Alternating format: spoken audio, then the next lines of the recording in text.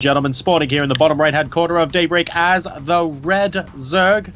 We have representing Team Liquid, a resurgence of form of late and looking to continue this into Heart of the Swarm. Can he make it to the ESET UK Masters £10,000 final? He has to win this first. It is the little one, TLO.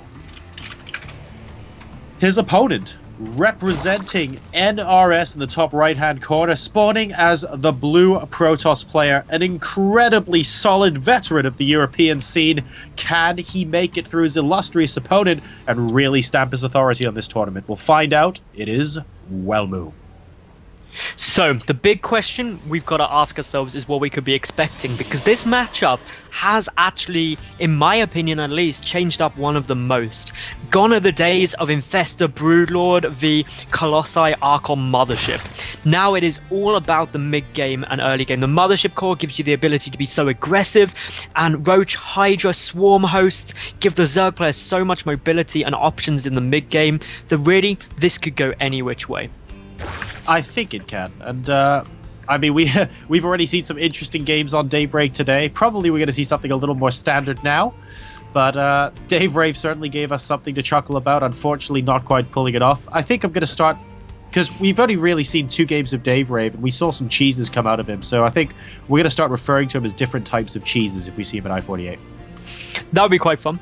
What could we... We'll start off simple, you know, things like cheddar. Yeah. Cheddar, mozzarella... Yep. We can flesh this out. It would definitely. Or if it's really bad, like Monterey Jack provolone, or like string cheese, you know, like the artificial American stuff. Cheese strings. Oh god, that stuff is horrible, man. It's like rubber. I don't understand why people like rave about it. It doesn't make any sense. I can't do it. Not a fan, clearly. No, definitely not. We will make sure we don't get any events sponsored by Cheese String then, just for you, Joe, or something. Oh no, we could. Like, if we got sponsored by them, I'd like eat them by the bucketful. Okay, maybe that's a lie. I'll hold you to that. I'll hold you to that. Like, every part of me wants to try and make this happen. So, what we've got going on in this game is, of course, a Nexus first. It's going to be a relatively normal opening from WELMU. None of this one gate expands we've been seeing from some Protoss players. TLO, as well, he went for a comfortable spawning pool into a hatch, now going to be getting up his 3rd, probably in the next 10 seconds or so, which is just the standard. And this is really what I've come to expect. There's 2 ways it can go. Either the Protoss player goes for some kind of one-base pressure into an expansion, or they just go for the standard Forge Fast expand, and that's what we're seeing at the moment. Yeah, everything in this game so far, to be honest, has been fairly normal. Second gas now coming down for WELMU as well. Meanwhile, TLO has taken his 3rd base, and WELMU has scouted it as well with the probe, so no secrets between these 2 players here. Just looking to macro up and really get into their mid-game stride. Both of these guys fairly confident, of course, in their styles of play. If they weren't, they wouldn't be high GM where they are. But sooner or later, we're going to have to see a little bit of deviation. Deviation is the exciting part of the game, and there's so much that can occur. We've got TLO, who really has every option available to him, from just straight up Roach Hydra into Viper, to something like Mass Swarm Host going into Corruptors, whereas WELMU, he could go for a Stargate now, he could go for an Immortal Sentry all-in, he could go for some big gateway play. There's all of these things that he can be doing, and that's where things get really exciting. He could just go pure Sky Toss towards the end. That's very, very strong. But TLO, he does like his Swarm hosts, so we'll wait to see what he decides to do. No, you're completely right. There's a wide variety of strategies these guys could go. Of course, Heart of the Swarm breathing new life into the metagame here. A lot of Zerg players at the moment, I wouldn't quite say complaining, but are struggling to find ways around Sky Toss in the late game in Heart of the Swarm. They feel that it's incredibly powerful, especially with Tempest being able to pick away at everything should Zergs entrench themselves in a given position, finding that very difficult at the moment. But no doubt as the metagame starts shifting, we'll be able to find ways to defeat it. And like you said, TLO isn't necessarily the kind of player who wants to trench himself in for the long haul anyway, so we might not see that kind of game emerge. Now, the big thing that I'm really curious about, and touching on the fact about the late game Sky Toss, is what your thoughts are, Joe, on that. Because while it's very strong, I'm of the opinion that actually it's that situation that if you let a Protoss player get up to 4 bases with 5 Stargates and get out this huge 200 Sky Toss army, then they've been incredibly vulnerable for a long period of the game. And it's very much like Mech in Wings of Liberty, that if you let it get maxed out, and then complain that it's strong, you've got to ask yourself, well, why weren't you trying to kill them when it wasn't? No, you're completely right.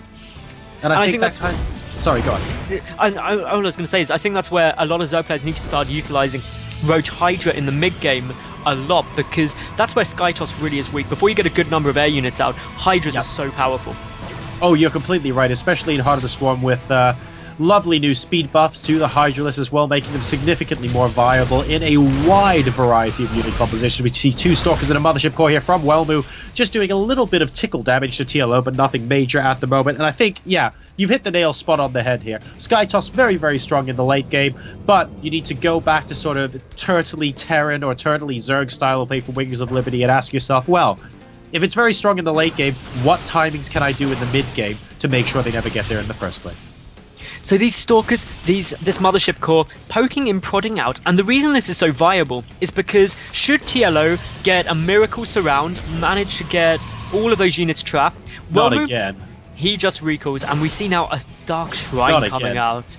Daybreak and Dark Shrine. It looks like it's a little bit of a pattern today so far, as WELMU going to be going for some DT action against TLO. We're going to be breaking out that red Leicester, some of that blue Stilton over here, to see if we can get a little bit of damage done. But in the meantime, though, he is still hovering outside the third base with a healthy number of Stalkers, currently at 11, and a Mothership Core with a sizable amount of energy. So these Stalkers, not only are they doing a little bit of damage here and there, but they're forcing so many units out of TLO. So his drone count is only at 52 compared to the 50 for WELMU. And that is damage in itself if you force the Zerg player to get units mid-game and they're unable to do damage. Good time warp there, and a couple of roaches are going to fall. Very nice there. I think WELMU might have been able to cast that the slightest bit further forward, but just picking off a roach or two, trying to force TLO to make more units, and he's doing just that. 3 roaches and 16 lings being produced at any one time. So WELMU's play at the moment is just preventing TLO from getting up to that really nice, sweet 70 drone supply that most Zergs like to be going into the late game. And if he could prevent that and send a couple of DTs in to do damage at the other bases as well, he could have TLO in a very difficult position here. And as you said, those DTs are now running up the natural ramp. They also see that complete move out. That's going to give WELMU the target to go into the third. He could try and take that out. And even though he'll get blocked from escaping, he can use a mass recall. So he can take this out. He's going to recall. And there we go. That was a beautiful play. Plus and the DTs. Oh my goodness. DTs in the main, DTs in your natural, and your third base dead and gone. And do you know what that actually cost WELMU so far? 200 resources is all it's cost him all game. WELMU just executed a very, very beautiful timing attack, ladies and gentlemen. Prodding in, killing off that third base, just as TLO moved all his units to go for a massive flank as well, and then sent 2 DTs into the natural and the main. He's killing off so many workers right now. The workers kill tab rests at 28 for this game so far, and so much mining time lost for him as well. WELMU, in the meantime, has his third base up in mining now in just over 10 seconds time, and should be able to take a fourth soon as well if he feels like it. This is really good. This play was brilliant, and the DTs are what allowed WELMU to push in. And just to recap for anyone who are a bit like, wow, how did that all happen?